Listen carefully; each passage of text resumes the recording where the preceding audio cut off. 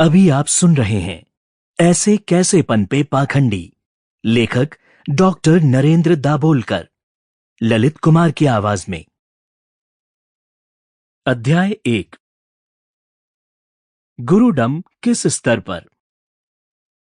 वनीता रामचंद्र गुरुव, उम्र 14 वर्ष, कक्षा 8वीं, निवास सिद्धेश्वर कुरोली, तहसील खटाव, जिला सतारा की लड़की की बड़ी बाई के इलाज के दौरान मृत्यु हुई थी। कई स्थानों पर इसे बड़ी अम्मा या बड़ी देवी भी कहा जाता है। यह लड़की कंठमाला की बीमारी से ग्रस्त थी। असल में यह तपेदिक की बीमारी थी। दीर्घकाल नियमित रूप से दवाई लेना इस बीमारी के इलाज के लिए जरूरी था, तभी इलाज कारगर साबित होने वाला था। वनीता कुछ दिनों तक दवाइयां लेती रही, परंतु उसकी बीमारी में सुधार दिखाई नहीं दे रहा था। वास्तव में यह बीमारी तुरंत इलाज वाली थी ही नहीं।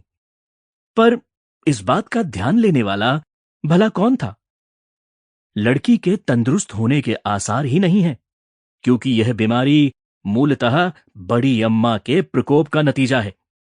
लिहाजा बड़ी अम्मा का मांड अनुष्ठान करना जरूरी है। बड़ी अम्मा क्रुद्ध ना हो, इसलिए तुरंत डॉक्टरी इलाज बंद कर दे।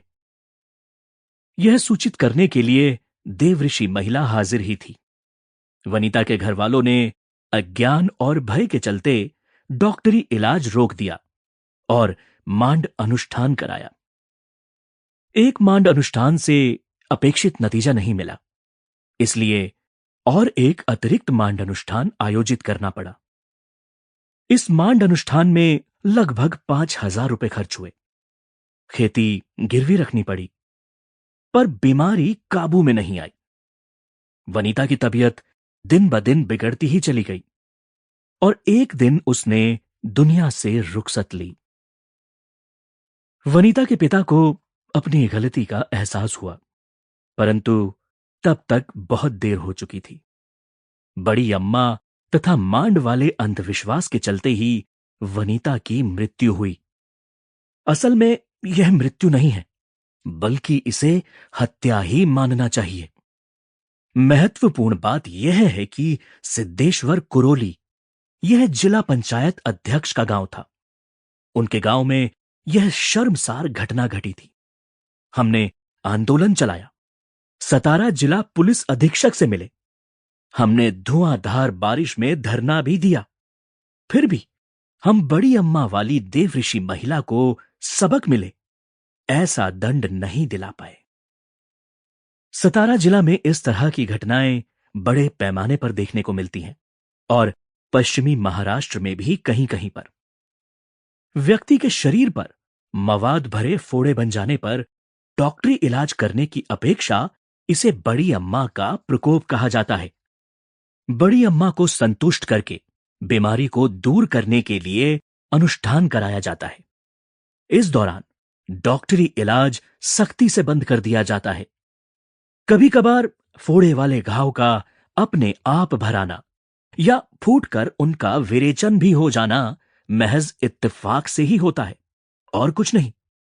असल में फोड़े बनने के मूल में कुछ ऐसे विशिष्ट कारण होते हैं कि जिसका उचित एवं प्रभावी डॉक्टरी इलाज कराना ही एकमात्र जरूरी इलाज बन जाता है, क्योंकि ऐसे घाव बनने का कारण मधुमेह, हड्डी की सड़ांध या कैंसर जैसी कोई गंभीर बीमारी भी हो सकती है।